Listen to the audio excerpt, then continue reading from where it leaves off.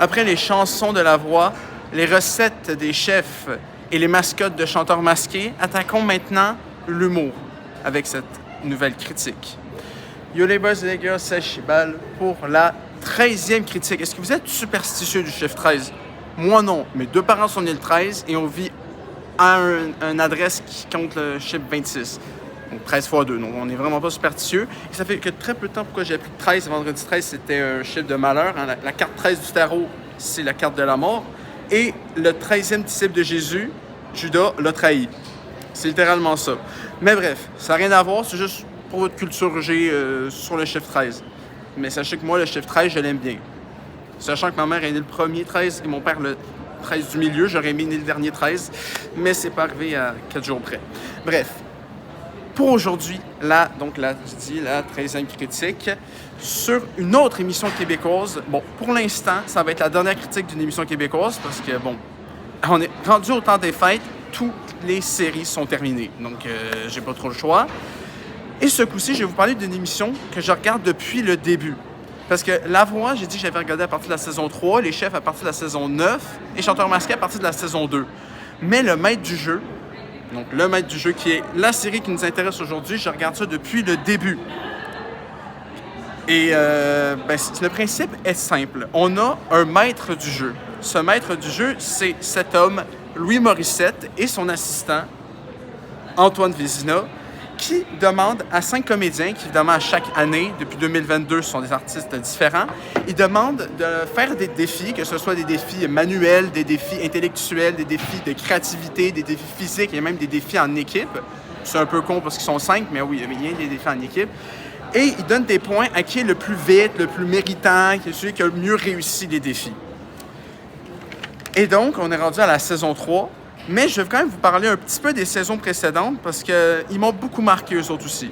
La première saison, si vous êtes québécois, vous connaissez probablement ces artistes. On a eu, principalement c'est des humoristes, mais pas uniquement. La saison 1, on a eu Mehdi Boussaïdan, qui en est un justement, Joe Cormier, que j'ai appris à connaître avec ça, puis qui, dans la série, il était très le fun. Ève Côté, Christine Morancy, qui est clairement une de mes humoristes préférés, et celle de ma mère aussi, et une des seules. Enfin, pas une des seules. En vrai, des spectacles, des shows de chant, j'en ai vu beaucoup. J'ai vu Christine Morancy, j'ai vu Pierre-Yvroy Desmarais, j'ai vu... j'ai plus le nom. Paquet, Dominique Paquet. Voilà. Et donc, Christine en fait partie, donc évidemment, hilarante.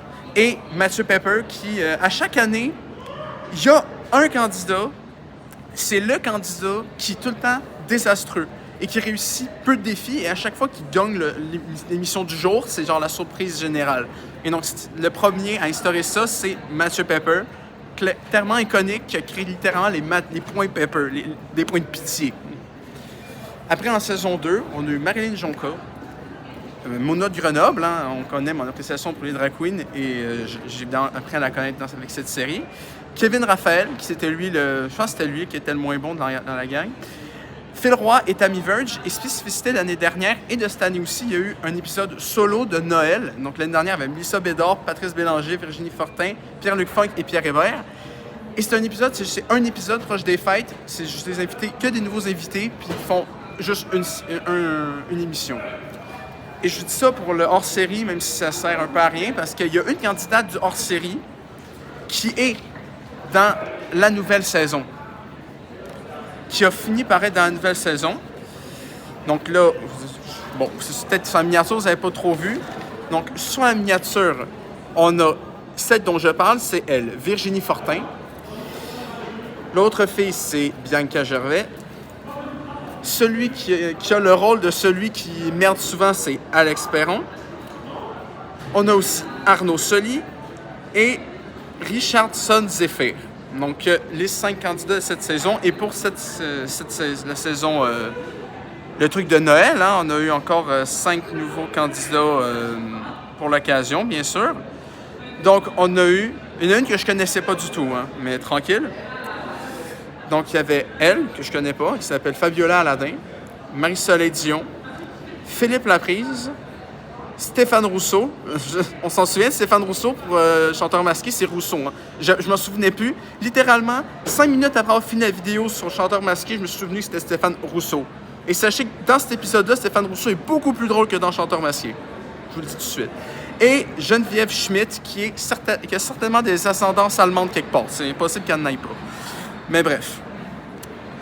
Donc, on a connu 5 personnes pendant la saison complète avec des personnalités très différentes. Donc, comment je pourrais décrire? Donc, comme j'ai dit, Alex Perron, c'est celui qui est un peu... celui qui réussit le moins souvent les défis. Et donc, les 2-3 fois qu'il a gagné, parce que il y a un principe. Il y a 3 parties à chaque émission de Maître du jeu. La première partie, c'est l'intro, il dit c'est quoi le truc. Et après, il y a un petit bout. C'est le premier défi où il emmène des objets pour le prix du jour. Pour la personne qui a gagné l'émission. Pas l'émission au complet, mais l'épisode. Et donc, il y a un thème et ils doivent emmener un objet du thème. Donc ça, c'est la première partie. La seconde partie, c'est des défis en extérieur. Et ce qui est le fun, c'est que c'est souvent à Saint-Bruno, donc je connais bien. Donc c'est comme j'ai dit, c'est très diversifié. Des trucs à l'intérieur où il faut réfléchir, des trucs physiques, des trucs en équipe. C'est un peu con de séparer 5 en 2. Mais si je me souviens bien, Virginie était avec Alex et Bianca était avec Arnaud et Richardson.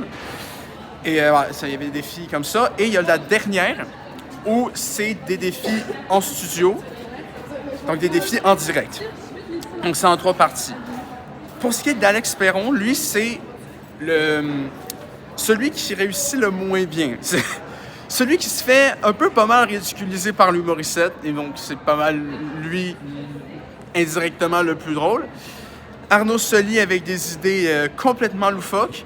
Richardson Zephyr, l'humoriste de service, l'humoriste du dimanche. Bon, là, c'est jeudi, mais bon, voilà. Et t'as Bianca et Virginie. Bianca, je dirais que c'est un peu l'euphorique, si je puis me permettre. Et Virginie, disons que c'est... Ah non, c'est Virginie, celle qui est un peu fofolle. Et Bianca, c'est celle qui est extrêmement imaginative et persévérante. Bon, pour ce qui est de la saison, bon, je suis désolé de vous décevoir, mais je ne vais pas vous nommer c'était quoi les défis. Parce que là, je devrais couvrir 13 épisodes sans compte pas leur série, donc 14 émissions, avec 3-4 défis parfois. Donc faites le calcul, 4 x 13, ça fait 26 fois 2, ça fait 52 défis. Penses-tu que je me souviens des 52 défis? Non. Donc, pour pas faire chier, je vais parler d'aucun défi spécifique. Comme ça, vous pourriez regarder les émissions. Je vais pas vous spoiler qui a gagné. Bon, vous savez déjà que c'est pas Alex Perron, parce que c'est lui qui réussissait de temps le moins bien. Mais entre les 4 autres, je vous laisse la surprise de qui a gagné la saison. Donc, vous pourrez regarder tout sur la chaîne nouveau.ca ou sur Vidéotron sur commande, enfin, peu importe. On peut regarder n'importe où. C'est disponible partout, donc faites-vous plaisir. C'est une émission à pas manquer. Depuis, je l'ai connu saison 1, je savais déjà que le projet allait être absolument incroyable. Et à chaque année, je connais de moins en moins d'humoristes. Ou plutôt, je devrais dire, je trouve personnellement que les humoristes sont de moins en moins drôles. Mais à chaque saison, ils me prouvent le contraire. Et à chaque saison, on a des dingueries à chaque fois. À chaque fois, il y a des dingueries. La saison 3 fait pas exception. Et je trouve ça vraiment bien. Parce que, je vous jure, il y a des perfs. Des fois, ils montrent juste ils montrent 1 ou 2 défis séparément parce que c'est tellement lunaire que ça mérite d'avoir une catégorie à lui tout seul, ou les autres ont tellement mal fait que les 1 ou 2 autres qui disent des choses à la fin sur eux, ils ont réussi fucking vite, genre comme, je sais pas moi, un défi que 4 candidats ont fini en plus de 5, 6, même 10 minutes, et une autre qui a eu juste vraiment du bol. Et c'est vraiment drôle. Non, mais je sais pas comment je peux vous décrire mieux le maître du jeu, mais vraiment, je trouve que toutes les saisons s'équivalent. Et ce qui est aussi drôle, c'est pas tant les défis... Enfin, pas tant, oui, c'est les défis, c'est le cœur du truc.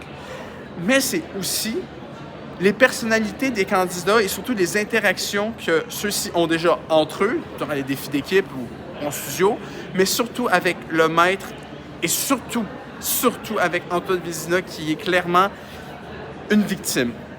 Non, mais premier degré, Antoine Vézina, dans cette émission-là, il se fait bolos à chaque fois.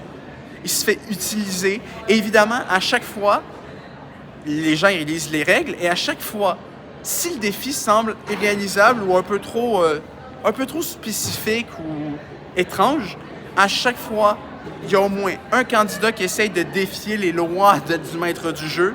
et utilise Antoine, pas toujours, mais souvent Antoine est utilisé pour profiter des « Ah, c'était pas écrit, fait qu'on a le droit ».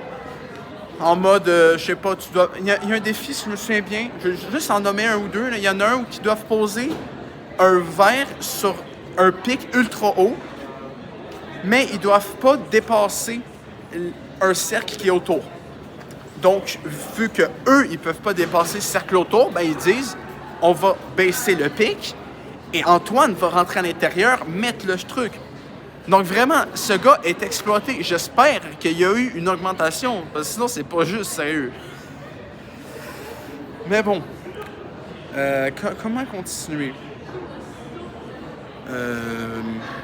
Vraiment, chaque saison a son lot de surprises. Il n'y a pas une saison que je vous compte. Ben là, c'est la critique de la saison 3 spécifiquement avec ces candidats que j'ai dit. Évidemment, il y a aussi le hors-série avec Aladdin, Dion, Laprise, Rousseau et Schmitt, qui mérite totalement d'être regardé. Je viens de me souvenir qu'il y avait un extra, puis je viens de le regarder, où ils doivent décrire une recette de lait de poule avec différentes personnalités. Attendez-vous, pour ce qui est de Stéphane Rousseau, attendez-vous à une dinguerie, parce que c'est la sensualité qui a pogné comme manière de le dire. Mais vraiment, chaque saison a ses candidats haut en couleur. Il n'y a pas une saison où il y a un candidat, je me suis dit, je sais pas qu'est-ce qui branle là, il n'y a aucun intérêt. Il n'y a aucune saison où je me suis dit que ce candidat-là s'était perdu en chemin. Bon, c'est sûr, pour ce qui est de Fabiola, que je connaissais pas, ou à l'époque Joe Cormier, que je connaissais pas non plus, c'est sûr que j'étais pas trop sûr si le mec allait être drôle. Ben, la personne allait être drôle. Mais au final, je suis bien heureux. Et franchement, beaucoup de défis m'ont soit fait rire aux éclats ou m'ont fait susciter des réactions genre de surprise, de stupeur, des réactions que j'ai rarement pour des trucs québécois. Parce que regarde, la voix, le but, c'est d'impressionner avec une belle voix, donc de faire ressentir des émotions fortes à travers des chansons. Les chefs, c'est pour nous faire saliver, pour nous faire nous rendre compte à quel point on est mauvais en cuisine. Et chanteur masqué, c'est pour nous surprendre avec des changements de voix de célébrités québécoises qu'on n'aurait jamais cru. Eh bien, cette émission-là a le but le plus simple de toutes les émissions québécoises que j'ai vues, faire rire à un point extrême. En soi, l'émission ne présente personne de nouveau comme La Voix et les chefs. Et il n'y a pas d'élément de surprise sur qui participe parce qu'on le sait dès le début. Le principe même du maître du jeu, c'est juste de faire rire, de divertir. C'est du pur divertissement. Et je sais pas si vous avez regardé quelques émissions au Japon où il se passe vraiment n'importe quoi, genre un roche-papier-ciseaux allumettes beaucoup trop compétitif ou des trucs où ils doivent glisser sur... Des trucs délirants, ben attendez-vous à un équivalent de ce genre d'émission folle japonaise-là, mais à la sauce québécoise. Et vraiment, je vous jure, je suis très, très fier de pouvoir dire que ces 4 émissions-là, je les ai adorées parce que franchement, saison 1, 2, 3 et leur série, il n'y en a aucun qui m'ont plus déçu. Donc, il n'y en a aucun que je mettrais une note en bas de 9 et ça ne change pas pour lui. Même si quand même la saison 1 a un petit truc en plus. Je recommande le film, ça n'a pas rapport. Avec Christine Morancy et Pepper, puis l'autre qui réussit jamais les défis, Christine, qui essaie toujours de trouver la faille. En vrai, c'est une critique de la saison 3, mais en vrai, c'est quasiment plus une critique de chanteurs masqués en général. Mais vraiment, je dirais que saison 1, c'est un 9.5, et la saison 2 et 3, spin-off inclus, c'est au moins 9 sur 10. Il n'y en a aucune. Si l'humour je dis chaque fois chanteur masqué, en même temps, ça fait pas longtemps que j'ai fait critique de ça, mais quand même. Si vous adhérez à l'humour québécois de chanteur... Merde! À l'humour très spécifique québécois du maître du jeu, vous allez surkiffer toutes les saisons. Évidemment, la saison 1 et 2, je suis pas certain si on peut les trouver. Si on peut encore les trouver, regardez sans problème. Mais si c'est juste la saison 3, ben, vous avez juste la saison 3 et le hors-série de Noël. Ce qui est déjà une bonne source. Vous avez déjà un bon 13-14 heures de très bon humour à vous mettre sous la dent. Fait que, franchement, écoutez, c'est probablement une de mes émissions québécoises préférées, nouvelle émission québécoise préférée de ces derniers temps, si on compte pas les séries. Voilà, je pense que c'est bon. Pas obligé de faire une vidéo ultra longue. Hein. La vidéo va durer peut-être un petit peu plus d'un quart d'heure. Donc, en gros, pour résumer, regardez si vous adhérez à l'humour québécois et surtout à l'humour de certains. S'il y a des candidats dans ceux que je vous ai dit que vous préférez ou que vous kiffez tous, si vous avez une préférence, si un humoriste que vous aimez beaucoup dedans, c'est sûr que c'est pour vous. Comme Mona de Grenoble ou Christine Morancy, la saison 1 et 2. Pour moi, la saison 3, je dirais que c'est Richard Zephyr qui m'a le plus étonné par c'est surtout ces jeux de mots absolument légendaires. Vous allez voir, si vous regardez, c'est une pépite. Bon, pour ce qui est de la 13e critique, donc si c'est la fin, vous pouvez faire ce que vous voulez, mais je vous recommande fortement si vous êtes adhérent.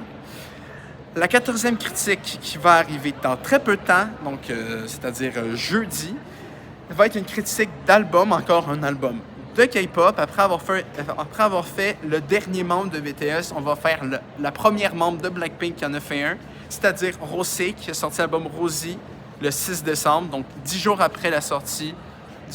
13 jours, donc presque 2 semaines après. Je vais l'avoir écouté 2-3 fois et je vais pouvoir vous en faire la meilleure critique possible. Et évidemment, l'année prochaine, il va aussi y avoir Alter Ego de Lisa. Donc, évidemment, cet album aussi va être critiqué, mais ça, c'est pour plus tard. Donc, à jeudi pour la critique de Rossi de Rosé. En espérant que vous ayez aimé cette critique. Je ne sais pas si je vais faire d'autres critiques d'émissions québécoises. On a quand même fait les 4 que je préférais le plus. Donc, si je trouve une autre série, peut-être l'année prochaine, il va y avoir Star Academy au lieu de La Voix. Donc, vu que c'est différent, c'est Star Academy et pas La Voix, il va probablement avoir une critique de Star Academy l'année prochaine. Bref. Merci d'avoir écouté celle-là. Faites ce qu'il faut faire. Et dans 3 jours pour la critique du premier album solo d'une membre de Blackpink.